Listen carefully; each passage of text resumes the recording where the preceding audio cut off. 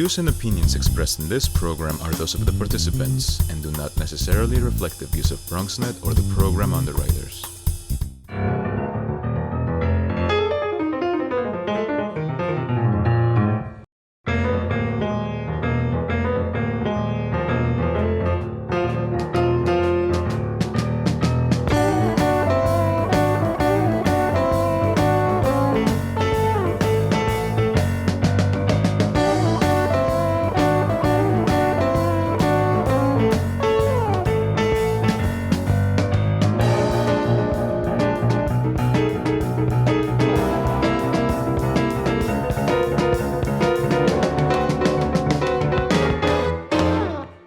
Good evening and welcome to BronxTalk. The Black Lives Matters movement has energized renewed attention to ongoing inequalities in our borough, in our city, in our state, and in the nation. Juneteenth, the day that commemorates the end of slavery, was recently recognized as a national holiday. And last month on Juneteenth, June 19th, the Van Cortlandt Park Alliance held a consecration of the burial grounds of enslaved Africans as part of their Enslaved Peoples Project, a comprehensive plan that includes a school curriculum and a digital tour of historical sites in the park. It was the first official acknowledgement of the sacred land. Also, it's hard not to notice the changing political dynamic in this city as we are poised to elect a Black mayor and a Black woman as Bronx Borough president. In fact, the Daily News recently speculated that the Big Apple is on the verge of being the hub of Black power. An interesting evaluation. Those are just a few of the many ongoing efforts to create a stronger sense of identity for Americans who have been historically denied those opportunities and also defend previously marginalized history. Tonight, we're going to bring the dialogue up to date with a few experts who have been working to not only commemorate Black and African history, but also a renewed sense of fairness and equality for all Americans. So please join me in welcoming a consultant who for more than 3 decades has lent considerable focus to building awareness and advocacy for marginalized communities and cultural heritage in the United States and abroad. It is Peggy King Jorde. Nice to have you with us, Peggy. Thank you. Glad to be here. And also, he's the president of the Kingsbridge Historical Society who pushed for recognition of that enslaved African burial ground in Van Cortlandt Park. It is my pleasure to welcome Nick Dembowski. Nick, nice to have you with us. Thanks for having me on. And a multidisciplinary artist and educator who works on cultural and artistical musical projects with young people in the Bronx to help them understand and celebrate their heritage and history. It is Harold Fyutch Simmons. We just call him Fyutch. Nice to have you back on the program. Thank you, Gary. Hello, everyone. Nice to have you all with us. Ms. King Jorde, let's start with you. Has the Black Lives Matter movement energized kind of the whole nation and the consciousness of everybody, not only in America, but all across the world, about the need to finally create a sense of identity and equality? Oh, certainly. I mean, it's impacted, globally. It's had an impact in various communities. I would say as it relates to preservation of burial grounds or other cultural heritage resources in communities across the country, I've seen it growing, and at least the African Burial Ground Project in New York City and Lower Manhattan, certainly in the wake of that project almost 3 decades ago, has sort of pitched in. But there has been a heightened awareness and activism around cultural heritage preservation. Well, you travel the world. I think the last time we talked to you, you said, well, I'm in Germany. And as we speak, you're in Georgia. Talk to me. I mean, we can talk about New York City, and it looks like we'll have a Black mayor and a Black borough president. The Senate majority leader in New York is a Black woman. And of course, the Assembly Speaker is from the Bronx and a Black man. Is New York the hub? And do you find that other places are still fighting for equal rights and equal identity, or are we really moving this forward? When I say New York, it's certainly by example. And again, I'm going to sort of stick to the whole cultural heritage piece.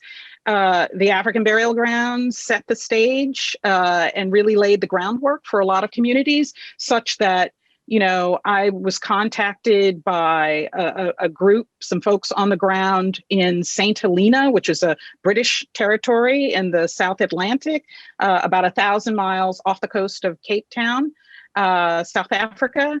And they look to New York. They look to see the kind of activism that the Black community engaged in New York. As well, I'm working on a project in Noonan, Georgia, where the community is fighting to preserve a site there. This is a town that has a Confederate soldier in the center of the town square. They maintain their Confederate burial grounds. And you have the cultural heritage of Black people, which is almost non-existent. And then there are, of course, other sites within the New York area that I'm working on. Yeah, yeah. Do you feel like we're getting somewhere, or do you feel like, my goodness, there's so much to do? It's just, we've been talking about these issues for hundreds of years, but are we finally moving the needle a little bit? We're moving the needle a little bit, but it takes so many players and stakeholders to make it move sometimes. And with each community and neighborhood, there's a different challenge. Sometimes there's a lack of awareness about those resources. Sometimes, preservation is the last thing on anybody's list when, you have to take care of a whole lot of other issues that are happening. But certainly the needle, this is the time to be talking about that. There are many more conversations and debates about,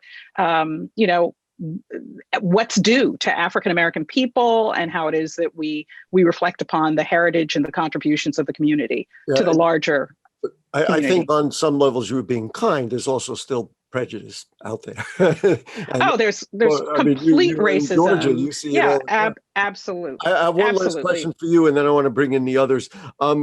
This is the identity piece is one piece. I mean, much is needed in housing reform, business access and reform, educational reform, environmental justice. Does one beget the others? In other words, now that this is getting a lot of play, do you feel like, well, this will weed its way into government? Absolutely. This is all connected. I mean, we found that out when COVID hit. I mean, we were talking about, the healthcare of African Americans, the disparity. And it has really shed light on a number of areas. So there's a lot of work to be done. And certainly, among those items to be taken care of is history. And that's where we bring our friend Nick Dembowski. And Nick, let's just talk about what was in Van Cortlandt Park. And as you know, I have a video I'm going to show because I was part of a dialogue and part of a discussion about those lands literally 25 years ago. But talk to me about what led to the identifying this and finally marking these gravestones in Van Cortlandt Park.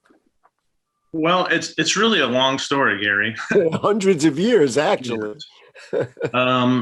But, just walking around the park with my family, I noticed these headstones lying on the ground near the Van Cortlandt House Museum. And I looked into the history of the people whose names are on those headstones, and they turned out to be some 18th century colonists that live in the area that were buried in this burial ground that has had different names: the Tippett Burial Ground, the Berrien Burial Ground, the Kingsbridge Burial Ground. And doing research on that, I started uncovering more and more references to an adjacent burial ground where enslaved people were buried. And, there are a lot of, in local history, there's a lot of lore, and there are a lot of stories that are unsourced, and you don't necessarily know whether to believe them entirely. But a researcher at the Westchester County Historical Society found an article in a 1910 newspaper that said when a railroad was put through Van Cortlandt Park, they uncovered these skeletons that were supposed to be the enslaved people that worked on the Van Cortlandt plantation, because the Van Cortlandt Park was once a plantation owned by the Van Cortlandt family. So that led me down the path of trying to find a primary source, something from the time that they built that railroad where the skeletons were actually exhumed. And I took many trips to the Yonkers Public Library because that part of the Bronx was part of Yonkers, and read years and years of local newspapers until I came across a short blurb in an 1879 newspaper that stated what the other newspapers had referred to, that when the railroad workers were putting in that railroad, they unearthed skeletons. And then it doesn't quote, but it tells the story of a local man who remembered building a coffin for one of those enslaved Africans that worked on the Van Cortlandt estate, and it being right there. As you know, we're going to show this video right now. In 1995, there was discussion about putting tennis courts in the area, which is just the kind of thing that Ms. Jorde deals with, of development over some of these sacred areas. What happened at that time is that they were talking about the tennis courts, and I did a story for BronxNet Television about the sensitivity of building what became the tennis courts in that area. But what I was shocked to find then, and now it becomes kind of a revelation, this is what those gravestones look like. So let's take a look at that piece of video from 1995, BronxNet Television. We have 1,200 acres here, and out of the whole park, this is probably one of the richest areas in historical aspects and sites of probably all New York City. There's a pre-colonial burial ground that was started in the late 1600s. Farther east of that is a Negro slave burial ground. Any other site in New York State and New York City would love to have something from Indians to the Dutch to the Revolution to the burial ground. It's all right here. And again, out of 1,200 acres, I think they could leave these 5 acres or thereabout free for history. What you're looking at now is just a remnant of one of the headstones that was on the site. There was just stumps left. There's one here, there's one here, there is another one right over here. They run through as we would normally bury people in line. And throughout this whole site, it is just full of stones, which are the headstones of the burial ground. And we're just a few dozen yards away from the proposed tennis courts. So there you go. We know that the tennis courts were eventually built there. So Nick, are we where we need to be now? Because now let me just credit the Juneteenth event was coordinated by the Enslaved People Project at the Van Cortlandt Park Alliance from their steering committee, which includes the Van Cortlandt Park Alliance, Van Cortlandt Park House Museum, Kingsbridge Historical Society, and community members Jackie Fisher and DePrater, Park Administrator Stephanie Ehrlich, Bronx Borough Commissioner Iris Rodriguez at New York City Parks, and of course, you have the website for more information. There's more to come, but are you satisfied that we've done the right thing here? Well, I mean, it's certainly remarkable that this burial ground has been consecrated, and it was a publicized event. And that the Van Cortlandt Park Alliance and those community activists that you mentioned are doing a lot to, bring the story to the forefront. The one thing that I would like to see is for some kind of permanent markers to be installed in the park. And, because, the community, the local community, they come there to run, they come there to play cricket on the parade ground or soccer, believe me, to make the list. Soccer, baseball, softball, they do the whole thing there. Or to feed the ducks. I participate. So So people come to the park for a lot of reasons. They're not always, reading the Van Cortlandt Park Alliance website. And I think putting something permanent in the park will, because we'll keep the story present for future generations, because, this burial ground was known about, and then it was forgotten. The headstones were removed and it just fell off everyone's radar. Right. And so I'd hate to see a real designation but there is a little sign there and stuff, but I understand what you're saying. Mm-hmm.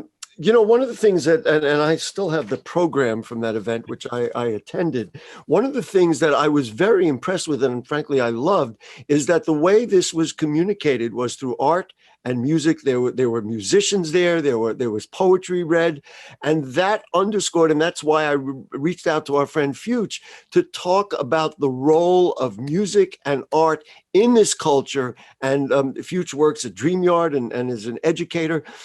Talk to me a little bit, Fyutch, about what it's like to try and tell young people about this history, which when they wake up in the morning, let's be honest, it's not what they're thinking about. So talk to me about what you do and what the effort is and how it works to communicate these things. Yeah, I think I've stumbled upon a really great opportunity working first with nonprofits like Dreamyard of teaching social justice through the arts. And that kind of gave me the entire framework for the music that I do now, which is art provides an amazing platform to be able to talk about basically any subject. And I've really focused and honed in specifically on Black history and telling stories that I wish that I learned in school that I didn't learn. And when I got older, you know, it took years before I knew what Juneteenth was. I never learned about that in school. It took years before I hear you all say enslaved. Just even that switch of saying enslaved, this language is things that we're kind of learning young, slavery, slaves, etc. So just undoing some of that knowledge and really educating in that way about certain subjects. Black figures throughout history that have achieved amazing things that I didn't know much about besides Martin Luther King. Maybe there was a Frederick Douglass, certain people, Harriet Tubman, but there's a wealth of knowledge in every city, every state. Me coming from Nashville, Tennessee, now to New York, hearing these stories, it's like there's always an opportunity and a wealth of knowledge. And me being a musician, music is the first thing that I go to. And I love music. It's catchy. You can really translate a lot of messages. I still remember some of the multiplication songs when I was a kid. So it's the same way with talking about some of these historical things or social issues, etc. And it kind of works seamlessly and for all ages, you know, whether it's a song where you like to dance, a song where it covers a lot of topics. There's definitely a way to kind of marry it all together that just works so perfectly. I want to know what the kids think. I mean, I don't know exactly what ages you work with. Are they blown away? Are they paying attention? Do they go up and say, wait a minute, we got to get on board and protest along with Peggy King Jorde and all the places she goes? I mean, or are they just kind of absorbing it? I mean, and then, of course, how do you coach that so that young people, right. we got to, I know you use Fyutch for future. We got to build for the future here. Yeah, exactly. I think one of the moments that I really, really grasped it, I was working with a third grade teacher here in the Bronx, Miss Parks, and she said, can you come up with an engaging lesson for our Black History Month program? So I put together a song, I researched it, and the message was Black history didn't start with slavery, and talk about some of the history before that, after that, etc. And I came out with visuals for it because I always like to do media and visuals to go with my song. And I debuted it. I premiered it for this third grade class, and they lost it, Gary. Like they couldn't handle it. They were just so excited and hyped doing dances. And that's when I really saw the opportunity there. I saw the joy, the fact that they learned something from it. And every age group is different, of course. With the youngins, with the elementary, it's always, they're so passionate. They're still trying to figure out their thoughts on things, but they'll share their opinion. And you know what's wrong with this? You know, they really want to tell you what's going on. Middle school, they're a little more chill, you know, so they might not show you that they like it, but then they might come up to me afterwards. You know, Fyutch, I really love what you did. I'm gonna look you up on YouTube. That was great. And in high school, when they get to high school, they're going to open up a book and they're going to look in the history book, and hopefully they'll ask the real questions when they get to social studies class or every class, really. I want to show the clip. I mean, we use this on the Bronx Buzz this week, but I think it really underscores, for me, two things. One is telling the history, but telling it in a way that young people will absorb it. And, you know, we don't want to talk over them or under them. We want to talk right to them and with them. So here it is. Did you want to introduce it? This is just samples of some of the stuff you've done, right? Yeah, the main song is Black Women in History that talks about some of the amazing accomplishments of women throughout history, featuring Reese Palmer and Snook Nook. There we go. Okay, let her rip. Black women in history, her story, yeah, this is her story. Black women in history, gotta say it loud so it's not a mystery. history. This song is dedicated to your legacy. So it's time we let them know where the sisters be. Yeah, last name Hamer, first name Fannie Lou, civil rights leader, helped register our people to vote during Jim Crow laws in the 60s, back when blacks couldn't vote in this country. She paved the way for future politicians, along with the first black congresswoman Shirley Chisholm. Kamala Harris made history as the first ever woman elected VP. So many suffragists that fought for this, like Nashville's O.J. Frankie Fitz, helped register thousands to vote in Tennessee and made a school for black girls in the 1920s. Could not have done it without the pioneers, the women fighting voter suppression for years, like the Stacey Abrams and Felicia Davis. Said so many women to name, that's why this is for the black women in history. Black women in history.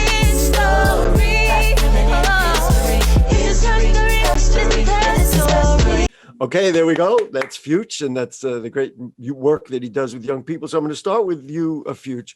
I don't know if you three had seen Hulu is playing The Summer of Soul, which was a 1969 concert in Harlem during the same summer that Woodstock played. And I'm going to tell you, and obviously I'm a white guy from the Bronx, I was well aware of Woodstock. I listened to all that music. It forged, you know, I was a radio DJ. It forged my life. I had no idea that at that same time, in the summer of 1969 in Harlem, there was a massive concert that included Stevie Wonder and Hugh Masekela and Gladys Knight. And what it underscored, and this I want to examine with all three of you, because it's come up through this Black Lives Matter dialogue, that there are parallel lives. There are, you know, it's almost like segregated lives. And the fact that this existed and nobody knew about this fantastic music concert in Harlem, and it made me look at the fact that we really still have parallel tracks, and it's very hard to get it together. Future, I don't know if you saw it. I don't want to put anybody on the spot. I did see it. What do you think about this notion of parallel lives or parallel systems or parallel ways of being in America, which we, you know, hold so these truths to be so evident that we're all created equal? So start with you, Fyutch, and then we'll go around the room.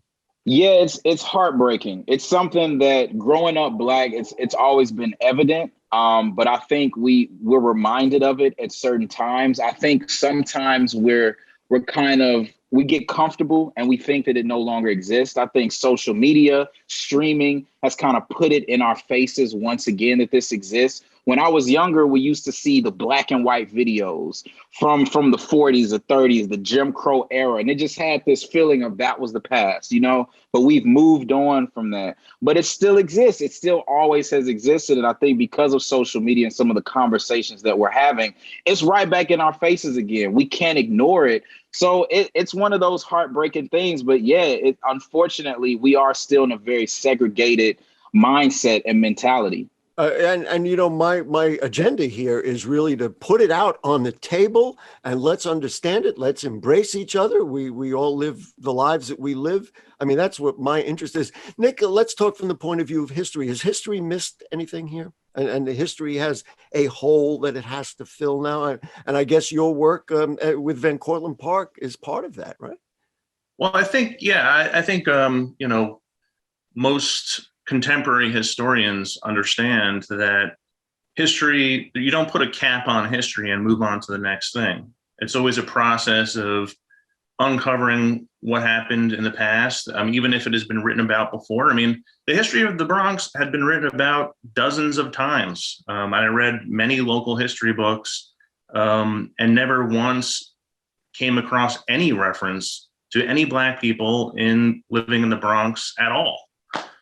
And, you know, just by looking at the census data, you can see that, you know, in our area in the Northwest Bronx, it was up, 20% of the population. And they were doing big things. You know, I mean, my historical society is the Kingsbridge Historical Society, named after the first bridge to Manhattan from the mainland. And, you know, that bridge was built by enslaved African people. And that's not in any history book, but you just, you know who owned the bridge, and that person, Frederick Phillips, owned 40 enslaved people You just do the math and put it together. And, it's this constant process of uncovering and reevaluating what you've been told. The Bronx African American History Project at Fordham University was founded just for that reason, that all the music and all the culture that had existed but hadn't been documented. So I guess we go around to you, Ms. King Jorde. Let's were you aware of the Summer of Soul? No. Well, no, I wasn't until recently. Actually, a friend of mine was telling me about it because her son alerted her about it, and she was suggesting that I watched it. But when you talk about these parallel communities, I mean, I grew up in a segregated South. I was born in a segregated South. I don't think the trouble is that you have communities who live in parallel universes. What I have trouble with is when the larger society prioritizes whose lives are important and whose lives matter. Yeah, exactly. Because you have communities, you have immigrant communities that live in neighborhoods and they thrive, and I don't have a problem with that. And but learning, which to me, which is wonderful, is to learn more about that community, to be immersed in that community and sort of learn about it. But what has historically happened is that certain communities have been marginalized, or as W.E. Du Bois says, behind the veil, and their lives are not important. One of the things that a short story that I'm reminded of is when I went out to, when the African burial ground downtown in Lower Manhattan, they were just doing some of the test pits, sort of seeing whether they were intact remains. And the archaeologists had been given a gag order by the federal government not to really talk about it because they didn't want people in an uproar. And I kind of knew about this, but I went with a small group of people. I was the only African American in the group, and we were city workers. And someone in the group asked, were these African people, like these were enslaved African people? And you could see this archeologist sort of hedge on it and not, and kind of try and dismiss it. Peggy, we're almost out of time. Oh, okay. Each of you, 30 seconds, tell me what's next. So you can start, Ms. King Jorde. Tell me what's next for you. Just continuing this process? You got about continuing the 30 projects that, there are two projects in Manhattan. The Van Cortlandt Park project, as well as an Inwood area project, and the Noonan, Georgia project, and the St. Helena project in the South Atlantic. They all have similar stories. I'm guessing you're not going to stop. No. As long as communities want to preserve their sites. Nick Dembowski, for you, do we do more? You want to designate the park, or are there other items you have on your list? Well, yeah. Well, with regard to the burial ground, we're working on text for signage that will give background to people that walk by. I mean, that whole area around the burial ground, from the lake, which was, a stream dammed up by enslaved Africans, to power a mill that was operated by enslaved Africans, to the burial ground. That whole area has a very rich history, and visitors to the park need to be able to read about it when they get there. Got it. And for you, Fyutch, more kids, more knowledge, more videos. So what are we doing? All of that. Just released my album, Family Tree. Going to be performing that out a lot more places, and working on a scripted TV series to tell more stories about history. Well, then you'll come back here on the Bronx Talk and the Bronx Buzz, and we'll I'd sell love to come back. Right. Let's do it. Listen, thank you so much, Peggy King Jorde and Nick Dembowski and Fyutch. Thank you so much. The dialogue, the whole effort will keep going. And, right here at BronxNet and Bronx Talk, we're happy to participate. Thanks to our great producers, Stephen Powell and Rebecca Hemick. And we have our interns, Elliot and James. And guess what? We'll be back with more next week. Good night.